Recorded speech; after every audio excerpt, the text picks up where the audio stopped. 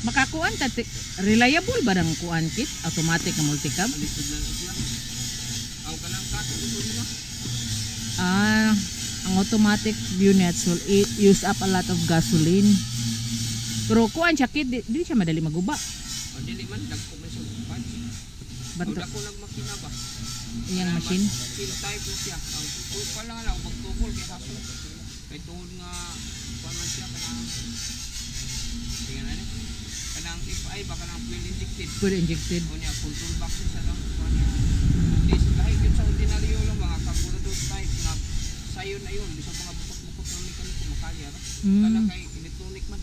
Kinahanglan specialized yun ka. Oo niya. Kinahanglan na dito sa tong machine ang kala kuan ba computer nga mo kuan mo sa iya tubod. Mura jud day siya auto kit no. So he's saying that there are a lot of multicabs coming out in the market now because there's loads of fuel injection multicabs. They are very reliable, but the only thing that you have to watch for is when they have troubles, because you need a specialized person that is specialized in automatics to repair it. Whereas the ordinary manual multicab, even or just an ordinary mechanic or trainee can fix the multicab, because that's how simple is the manual multicab. Mulungtad ba kuno ang multicab ng automatic kaysa manual kit? Mas mulungtad ang mas kuan sa paggamit paghapon. Apan mas nindot yun ang manual. Kay sayon ayuhon niya ang parts niya barato sad. Dali sa ang automatic ang iyang transmission. Magsapot. So the one he recommend, the one that will last long is the manual, because the availability of parts is always there in any auto parts and easy to fix. Because with your automatic multicab, the transformer is hard to find. Ang servicing niya kit baka ng mga change oil mas nindot sa jud atsay mas maayo. Ang automatic kuan kaayo, kas. Siya mas mahal na siya kay ang gamit niya kuan man gyud kanang automatic transmission fluid. And the automatic multicab require more service, and also the oils, and yes, the parts are more expensive. Pero kuan kit ang daga niya og automatic fuel injection man. Mas mo gyapon fuel injected og manual. Na mo say manual gyapon yung fuel injected. If ay gyapon mas nindot gyud ang manual. Manual gyud. Mas kinumiya sa gas. Yeah, so an automatic is sluggish, but a manual that is fuel injected is the best one that can run faster. So like he said, the manual is easy to repair and the parts are readily available, and any ordinary mechanic can usually fix a manual multicab. Pero ang mulungtad jud og maayo kit no, mas ang manual kit no. So the manual is the one that will last long, the one that we call last forever, because you only have to change the parts with other multicab, like the one you can see above there. The junk multicabs can be used as parts on another multicab. Unsay pinaka tiguang nga multicab imong na-repair diri kit? Pila ka tuig na?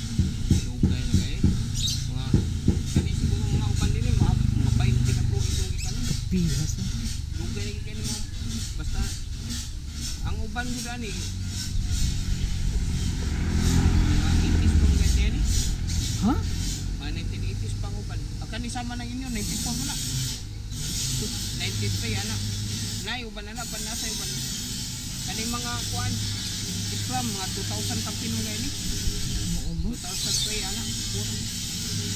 Nakadugay na no? Nadugay na kayo eh. 1980s pasok, Diyos ko.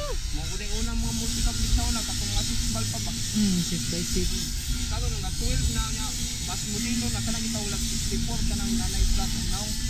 Kanang flat og naong na dakog mata. Dakog mata. Apan ako di usaha na mas kalaan ana niya gyapon kanang 62 kanang taas og simula na niya ana gamay ra kuan kanang bagurong kay ana kapul mo si bakter.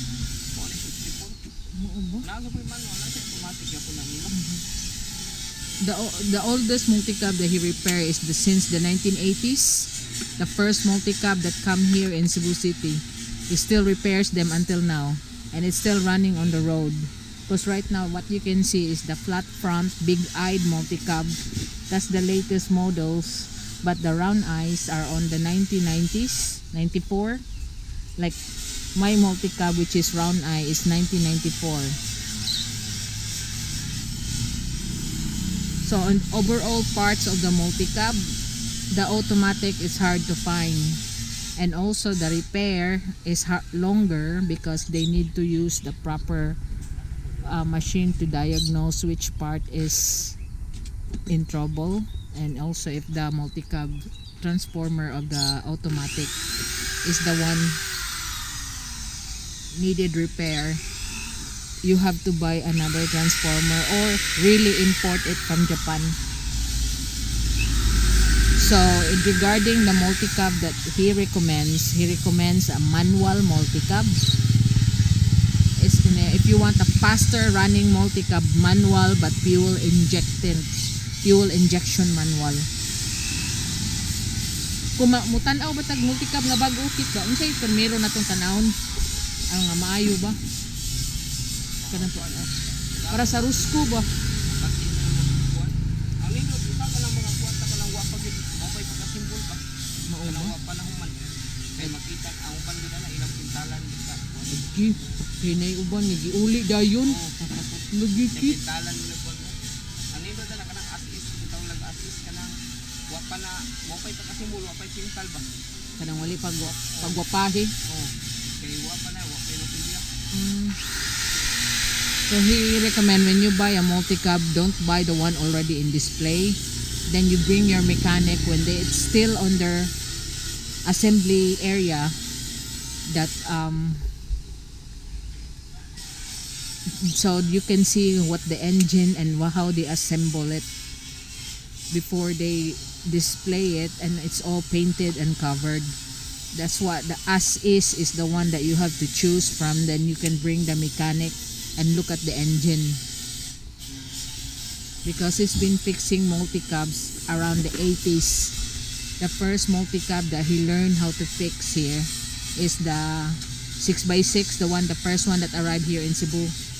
And this is his shop here. His name is Marikit. This is our what we call our usual favorite mechanic here in our area. There's another one. He's repairing a dashboard of. So the things to check is that when you're buying a multicab is that engine. Gi-interview na ko siya. So ang atong i-check kung mopalitag multicab fit ka ng engine, accelerator. Kay daghang kay nang pangutana gud ani gud niya. Di ko katubog ano, ay katong sweet to dito.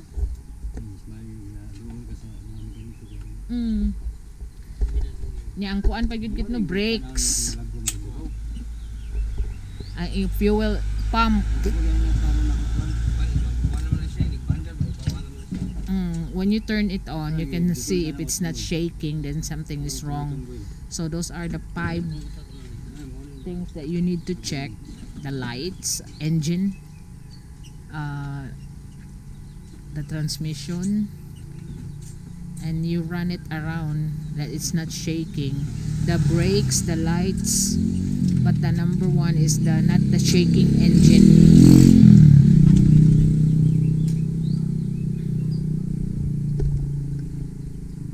He's fixing there a multicab that just had an accident and broke all the dashboard.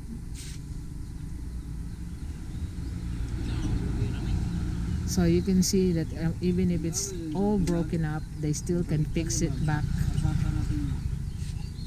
because the driver is drunk, smack on a tree.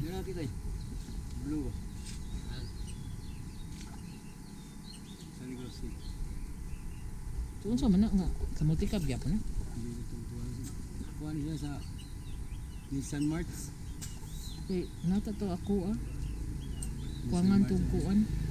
Multicab say isa nga multicab. There's someone selling lights. Dili man to multicab ako agad.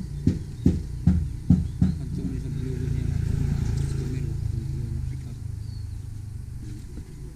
Buwak mo dong ang tail light mo. Tail light itong buak ako ah. Sa